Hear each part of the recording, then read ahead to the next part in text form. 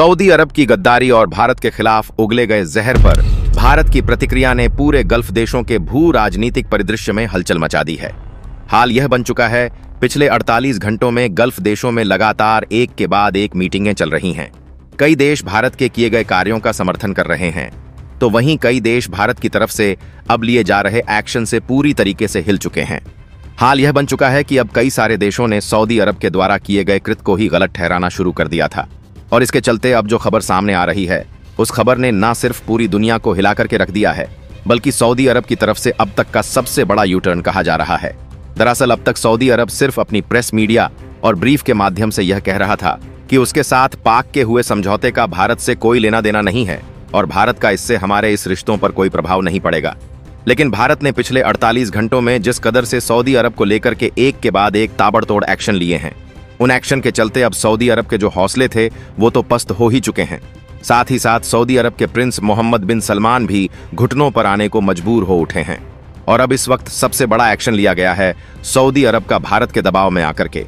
आपको बता दें कि जो सऊदी अरब अब तक भारत के खिलाफ साजिशें रच रहा था, जो सऊदी अरब अब तक भारत के खिलाफ नल्ला पाक के साथ मिलकर के युद्ध की तैयारियां रच रहा था, वही सऊदी अरब अब घुटने टेकने को मजबूर हो चुका है और उसने जो कहा है, और अब सऊदी अरब ने न सिर्फ कहा बल्कि फाइनली अपनी तरफ से बिल पास करके इस पर अपनी तरफ से पूरा का पूरा मामला हटाने का प्रयास किया है। दरअसल सऊदी अरब ने अपनी संसद में बिल पास करके कहा है कि पाक के साथ हुए समझौते को अब सऊदी अरब रद्द कर रहा है, यानी कि नल्ला पाक के साथ जो सऊदी अरब ने उसके संरक्षण देने को लेकर के समझौता किया था, जिसमें यह कहा गया था कि अगर पाक के ऊपर कोई भी देश हमला करता है तो वो हमला सऊदी अरेबिया पर माना जाएगा और इससे सऊदी अरेबिया युद्ध में सीधे शामिल हो जाएगा, और यह सीधे तौर पर भारत के खिलाफ की गई प्रतिक्रिया मानी जा रही थी। उस एक्शन और उस समझौते को सऊदी अरब ने सिरे से रद्द कर दिया है, और इसको रद्द करके न सिर्फ प्रेस मीडिया ब्रीफ में बल्कि अपने संसद के पटल में भी इसको रख दिया है। यानी कि अब फाइनली सऊदी अरब इस पूरे के पूरे मामले से अपने आप को बचाने के लिए पूरी तरीके से तैयार है।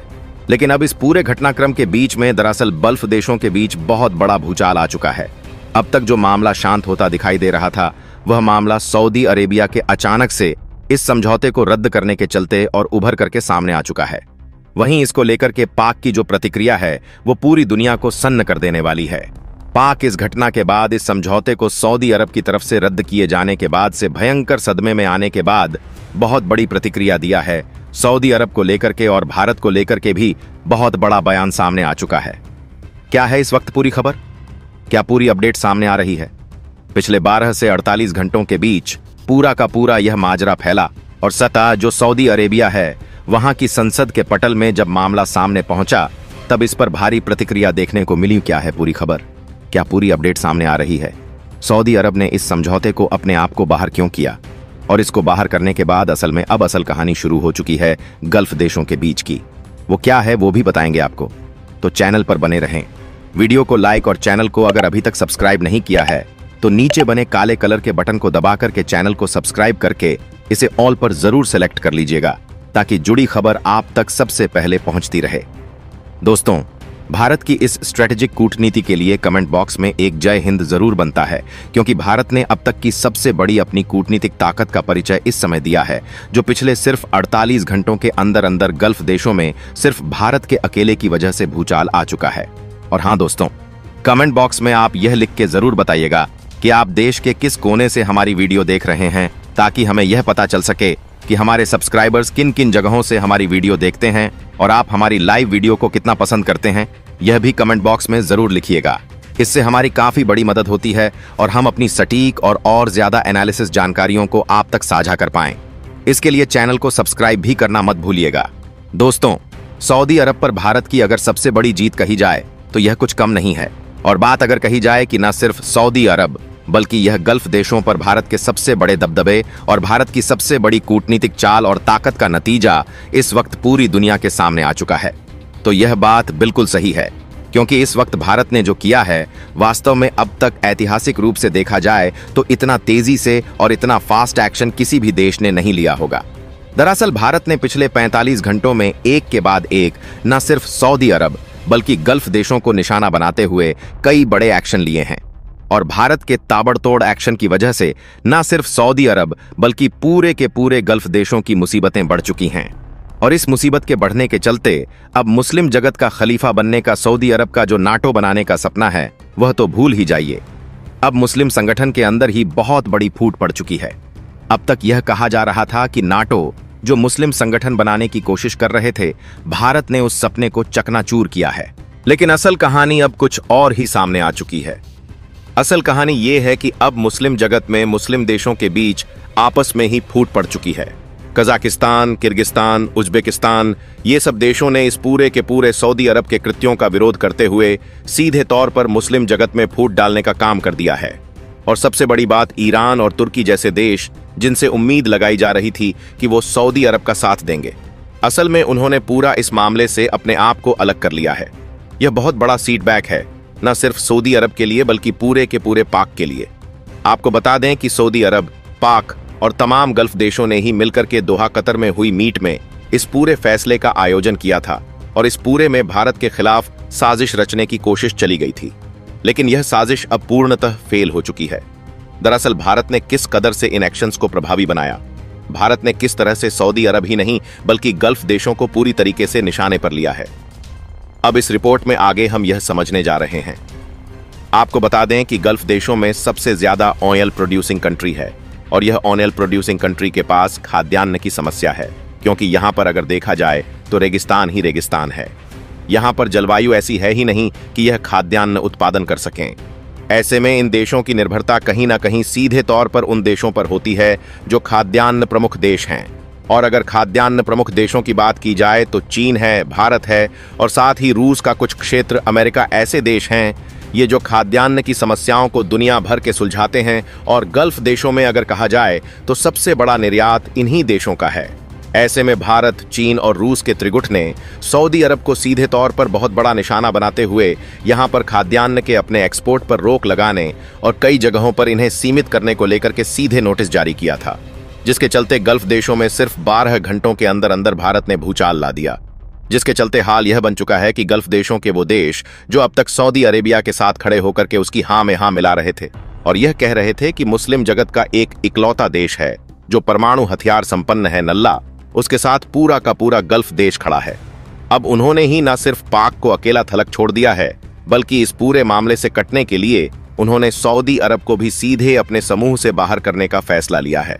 इसके चलते अब सऊदी अरब में हालत और भी ज्यादा खराब हो चुकी है। लेकिन सऊदी अरब में इस पूरे घटनाक्रम को अब साधने के लिए और अब इस पूरे घटनाक्रम में भारत की तरफ से एक के बाद एक लिए जा रहे सऊदी अरब के खिलाफ एक्शन से कांपते हुए सऊदी अरब ने अब इस पूरे घटनाक्रम से अपने कदम पीछने का फैसला लिया है, पीछे खींच लिया है। और अगर यहां पर देखा जाए तो सऊदी अरब के क्रूड ऑयल पर भारत ने जिस कदर से बैन जड़ा है, वास्तव में वो सऊदी अरब के लिए सबसे बड़ा झटका था भारत के लिए। भारत की तरफ से और भारत की तरफ से दिया गया यह झटका असल में सऊदी अरब की सीधी अर्थव्यवस्था पर चोट थी, जिसके चलते सऊदी अरब तिलमिलाते हुए इस पूरे के पूरे पाक समझौते से ही अपने आप को अलग कर लिया है। उसने साफ किया है कि पाक के साथ उसका जो दोहा कतर में समझौता हुआ था सुरक्षा का, उस समझौते को वह दरकिनार करता है और अब इस समझौते का इन फ्यूचर कोई भी महत्व नहीं बचने वाला है। यानी कि अगर ऐसी स्थिति युद्ध की आती है तब भी सऊदी अरब इस पूरे घटनाक्रम से अपने आप को किसी भी कीमत पर अलग रखेगा। और इसके साथ ही सऊदी अरब के प्रिंस मोहम्मद बिन सलमान ने भारत को लेकर के सीधे स्टेटमेंट पास किया है। उन्होंने साफ करते हुए कहा है कि भारत के खिलाफ किसी भी कार्रवाई में या फिर इन फ्यूचर आने वाले किसी भी युद्ध में वह शरीक नहीं होगा और ऐसा अगर स्थिति बनती भी है तो वह अपने आप को तटस्थ रखने का प्रयास करेगा। यह कहा गया है सऊदी अरब के प्रिंस मोहम्मद बिन सलमान की तरफ से।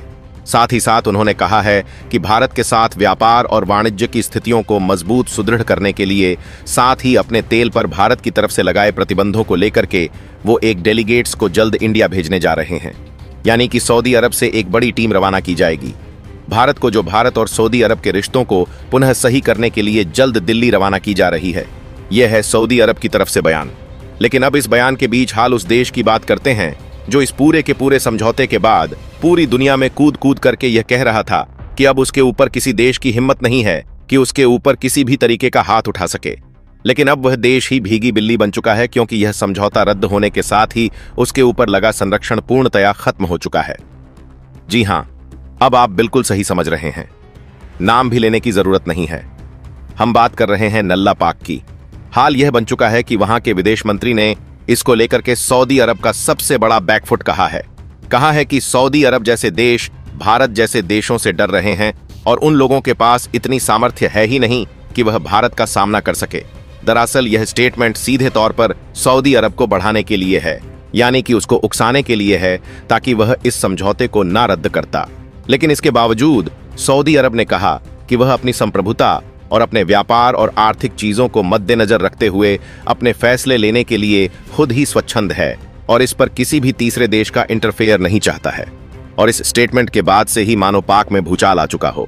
वो पाक जो अब तक अपना सबसे बड़ा सहयोगी गल्फ देशों को मान रहा था, वो उन्हें अपना ही दुश्मन मान बैठा है। और इस कदर से सऊदी अरब के चलते और सऊदी अरब के इस एक फैसले के चलते पूरे के पूरे गल्फ देशों के अंदर ही आपस में ही फूट पड़ चुकी है। जो नाटो बनाने की तैयारी चल रही थी, नाटो तो दूर ये छोड़ ही दीजिए कि अब वह गल्फ देश आपस में एक दूसरे से समझौते को लेकर भी अब आशंकित और साशंकित नजर आ रहे हैं। दरअसल अगर देखी जाए तो अब किसी भी देश का कोई भी धर्म मायने नहीं रखता, बल्कि सभी देश चाहते हैं कि उनका देश आर्थिक रूप से, उनका देश, उनकी इकोनॉमी, उनके व्यापार, उनकी रक्षा, इन सब चीजों में बेहतर मजबूती देखी जाए। और इसी के चलते ईरान से लेकर के इराक और सऊदी अरब चाहते हैं कि भारत के साथ उनके संबंध बेहतर हो। न सिर्फ उनके संबंध बेहतर हो, बल्कि उन्हें भविष्य में भारत की तरफ से अपने जो वॉरफेयर चीजें हैं, यानी कि अगर उनकी सामरिक क्षमता को बढ़ाना है तो भारत के साथ उनको अपने संबंधों को बेहतर रखना होगा, क्योंकि वो जानते हैं कि भारत अब दुनिया की सबसे बड़ी आर्थिक ताकत के साथ साथ दुनिया की सामरिक ताकत को भी अपने हाथ में ले चुका है। यानी कि भारत की आप ब्रह्मोस ले लीजिए, भारत की आपा आकाश एयर डिफेंस सिस्टम को ले लीजिए, भारत के आप S-400 को ले लीजिए, या फिर भारत के अंदर तैयार होने वाले भारत के इंद्रजाल जैसे एयर डिफेंस सिस्टम को ले लीजिए। इन देश की दुनिया भर में इस वक्त मांग है, क्योंकि दुनिया के सभी देश चाहते हैं कि उनकी सुरक्षा सर्वोपरि हो। और इसीलिए इन देशों ने सीधे तौर पर भारत के साथ अपने संबंधों को बेहतर रखना सही समझा है। और अब इस पूरे के पूरे घटनाक्रम के बाद अमेरिकी राष्ट्रपति डोनाल्ड ट्रंप की भी इस आखिरी मामले में एंट्री हो चुकी है। जी हां, अमेरिकी राष्ट्रपति डोनाल्ड ट्रंप ने कहा है कि भारत को लेकर के किया गया सऊदी अरब का जो समझौता रद्द करने का फैसला है वह सकारात्मक है, शांति की दिशा में एक बेहतर प्रयास है। लेकिन हम इस पूरे के पूरे घटनाक्रम को लेकर के दोनों देशों से शांति की अपील करते हैं। हालांकि एक बार फिर से सऊदी अरब को लेकर के अमेरिकी राष्ट्रपति और भारत को लेकर के अमेरिकी राष्ट्रपति डोनाल्ड ट्रंप का यह बयान फिर से पूरी दुनिया को सशंकित करता है। और यहां पर यही बात नहीं समझ में आ रही है कि आखिरकार अमेरिका चाहता तो है तो क्या चाहता है, क्योंकि वास्तव में देखा जाए तो अब तक उनके किए गए कार्यों का कोई आकलन नहीं हो पा रहा है। वास्तव में उनके किए गए कार्य निराधार और बिना दिशा के हैं और इसीलिए उनकी बातों का कोई मायने यहां पर नहीं रखता। लेकिन हां, भारत के एक्शन अभी भी कम नहीं होने वाले। सऊदी अरब पर भारत की तरफ से लिया गया एक्शन सटीक है और निर्णय भारत यह ले रहा है कि क्या सऊदी अरब की गारंटी है कि क्या दोबारा वो ऐसा नहीं करेगा। भारत और सऊदी अरब के बीच जो भूचाल पिछले 48 घंटों में सामने आया, उसने न सिर्फ गल्फ की राजनीति बल्कि पूरी दुनिया की आर्थिक और सामरिक दिशा को बदल कर रख दिया है। और इस पूरे घटनाक्रम के दूसरे चरण में सबसे बड़ा सवाल यही खड़ा हो चुका है कि सऊदी अरब ने अचानक से पाकिस्तान के साथ हुआ समझौता क्यों रद्द किया और भारत के दबाव में आने के बाद आखिर उसकी मजबूरी क्या थी। क्योंकि इस वक्त गल्फ के हालात ऐसे हो चुके हैं कि यहाँ के देश न सिर्फ अपनी सुरक्षा बल्कि अपने अस्तित्व को लेकर भी आशंकित हो चुके हैं। और यही कारण है कि अब दुबई से लेकर अबू धाबी तक और कुवैत से लेकर बहरीन तक हर जगह मीटिंग पर मीटिंग चल रही है। क्योंकि भारत ने जिस तरह से अपनी रणनीति से खेल पलटा है, उसने सारी समीकरणों को ही बदल कर रख दिया है। दरअसल भारत ने सऊदी अरब को आर्थिक मोर्चे पर जिस तरह से घेरा, वो उसकी सबसे बड़ी कमजोरी बन गई। क्योंकि गल्फ देश तेल के जरिए अरबों डॉलर की कमाई करते हैं, लेकिन उनके पास अनाज नहीं है। और जब भारत ने चीन और रूस के साथ मिलकर अनाज के निर्यात पर रोक लगाने का संकेत दिया, तो गल्फ देशों की सांसें ही अटक गईं। और इसी के चलते सऊदी अरब की संसद में वो हड़कंप मच गया, जिसने पूरे इस्लामिक ब्लॉक को हिलाकर रख दिया। यहां तक कि ईरान और तुर्की जैसे देश भी सऊदी की इस हरकत से किनारा करने लगे और उन्होंने साफ कर दिया कि वो भारत के खिलाफ किसी भी कदम का हिस्सा नहीं होंगे। अब असल सस्पेंस यही है कि जिस पाकिस्तान के सहारे सऊदी अरब ने भारत को धमकाने की कोशिश की थी, वही पाकिस्तान आज खुद को सबसे बड़ा ठगा हुआ महसूस कर रहा है। और वहां की सरकार में इतनी खलबली मची है कि उनके विदेश मंत्री तक कैमरे पर रोते हुए यह बयान देते पकड़े गए कि सऊदी अरब ने पाकिस्तान की पीठ में छुरा घोंपा है लेकिन असली खेल अब शुरू हुआ है, क्योंकि भारत के लगातार दबाव के चलते सऊदी अरब के प्रिंस मोहम्मद बिन सलमान ने संसद में यह ऐलान तो कर दिया कि उनका पाकिस्तान के साथ हुआ समझौता अब कागज का एक टुकड़ा है। लेकिन भारत को लेकर उनके मन में जो डर बैठ चुका है, वही आने वाले समय में उनकी सबसे बड़ी चुनौती बनने वाला है, क्योंकि भारत ने साफ कर दिया है कि वो तब तक सऊदी अरब के साथ अपने संबंध सामान्य नहीं करेगा जब तक उसे यह भरोसा नहीं हो जाता कि सऊदी दोबारा ऐसी गद्दारी की गलती नहीं करेगा।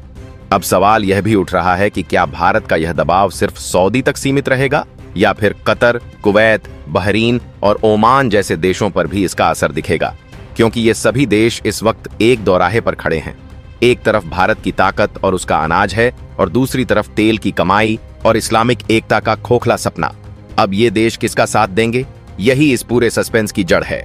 वहीं अमेरिका की भूमिका भी यहां बेहद रहस्यमयी हो चुकी है, क्योंकि राष्ट्रपति डोनाल्ड ट्रंप एक तरफ सऊदी अरब के फैसले को शांति की दिशा में कदम बता रहे हैं और दूसरी तरफ पाकिस्तान को लगातार हथियारों की मदद देने की कोशिश कर रहे हैं। यानी अमेरिका खुद भी उलझा हुआ है कि वो किसे अपना साझेदार बनाए, क्योंकि भारत की ताकत इतनी तेजी से बढ़ी है कि अब अमेरिका के सामने विकल्प खत्म हो चुके हैं।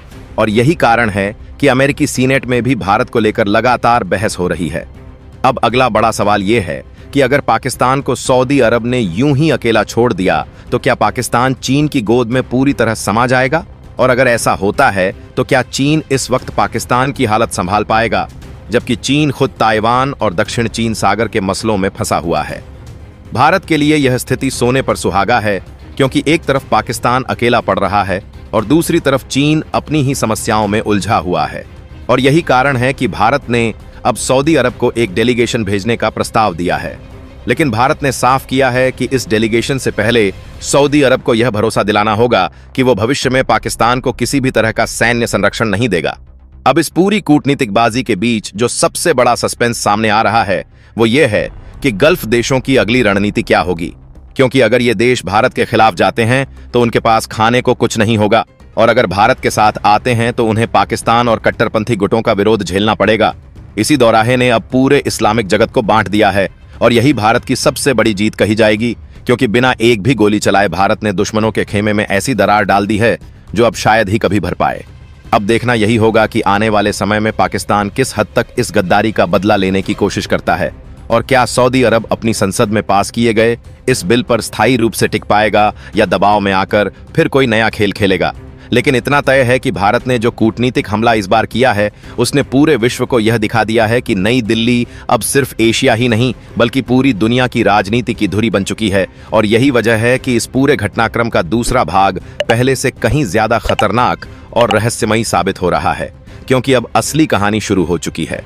भारत और सऊदी अरब के बीच की इस टकराहट का असर अब सिर्फ दिल्ली और रियाद तक सीमित नहीं रहा, बल्कि पूरी दुनिया के पावर कॉरिडोर में इसका असर गूंजने लगा है।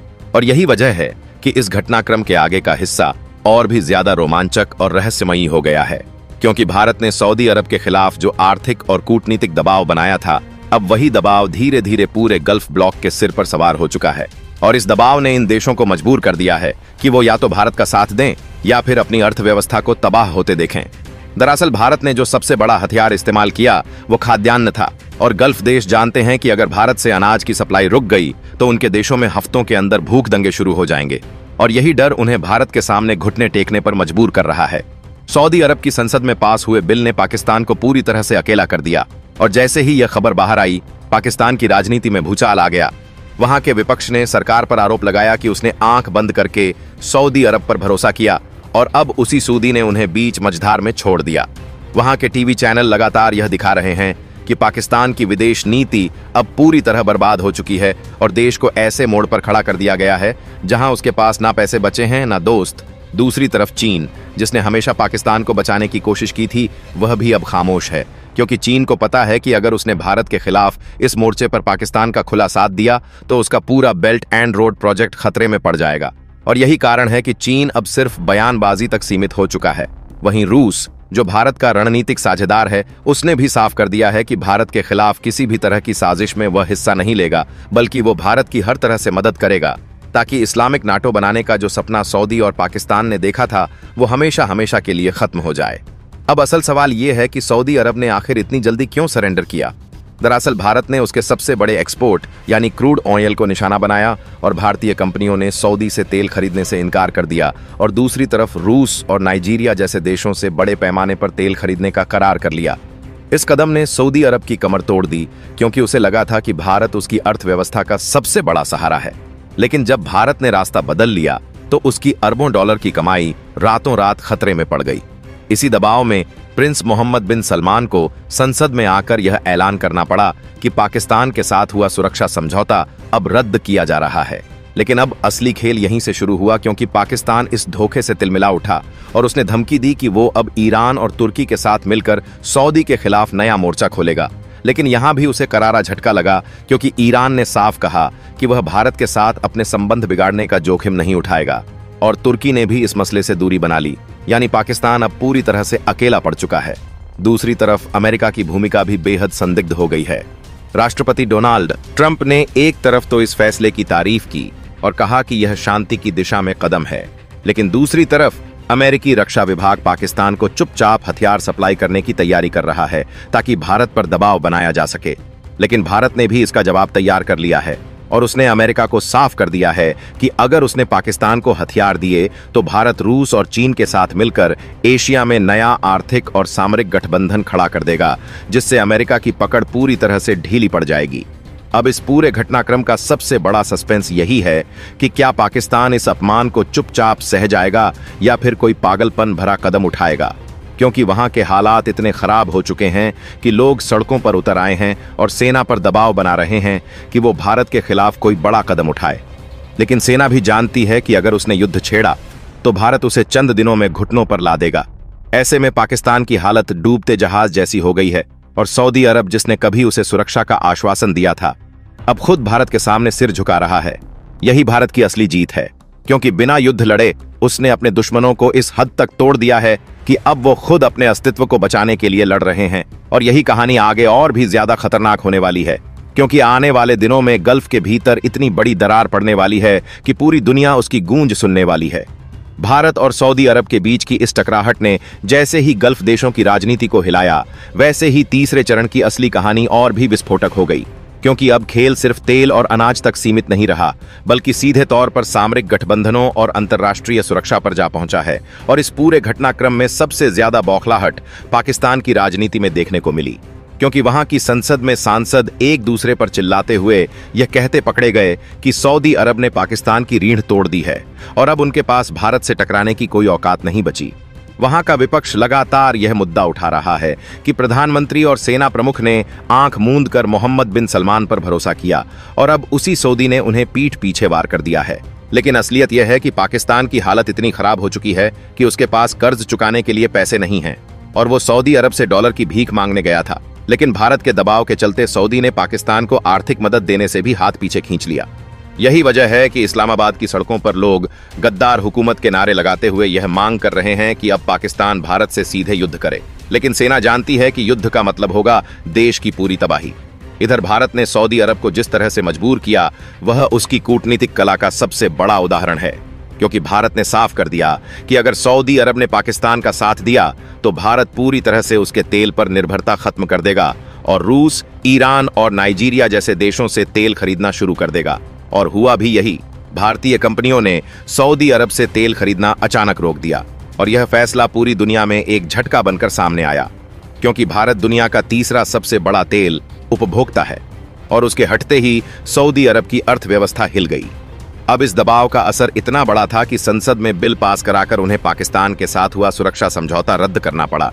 लेकिन यहां पर असली सस्पेंस यह है कि क्या सऊदी अरब सचमुच भारत के सामने झुक गया है या फिर यह एक अस्थायी चाल है ताकि वो कुछ वक्त हासिल कर सके, क्योंकि भारत यह जानता है कि मोहम्मद बिन सलमान की महत्वाकांक्षा बहुत बड़ी है और वो मुस्लिम जगत का खलीफा बनने का सपना कभी आसानी से छोड़ने वाले नहीं हैं। ऐसे में भारत ने आगे की रणनीति भी बना ली है। भारत ने रूस और ईरान के साथ बैक टू बैक बैठकें की हैं और इस पर चर्चा की है कि गल्फ देशों पर दबाव को कैसे स्थायी बनाया जाए। वहीं चीन, जो पाकिस्तान को बचाने की कोशिश करता रहा है, वह इस पूरे घटनाक्रम में उलझ गया है, क्योंकि ताइवान के मसले पर अमेरिका ने उस पर पहले ही दबाव बना रखा है और अगर चीन ने पाकिस्तान का खुला साथ दिया तो भारत चीन को खाद्यान्न और ऊर्जा सप्लाई में रोक लगा सकता है, जिससे चीन की अर्थव्यवस्था डगमगा जाएगी। इसीलिए चीन ने सिर्फ बयान देकर मामले को शांत करने की कोशिश की, लेकिन असल में उसकी हालत भी पाकिस्तान जैसी हो चुकी है। अमेरिका की भूमिका भी यहां बेहद पेचीदा हो गई है, क्योंकि राष्ट्रपति डोनाल्ड ट्रंप ने एक तरफ भारत और सऊदी अरब दोनों से शांति की अपील की और दूसरी तरफ अमेरिकी रक्षा विभाग पाकिस्तान को गुपचुप तरीके से हथियार सप्लाई करने की तैयारी कर रहा है।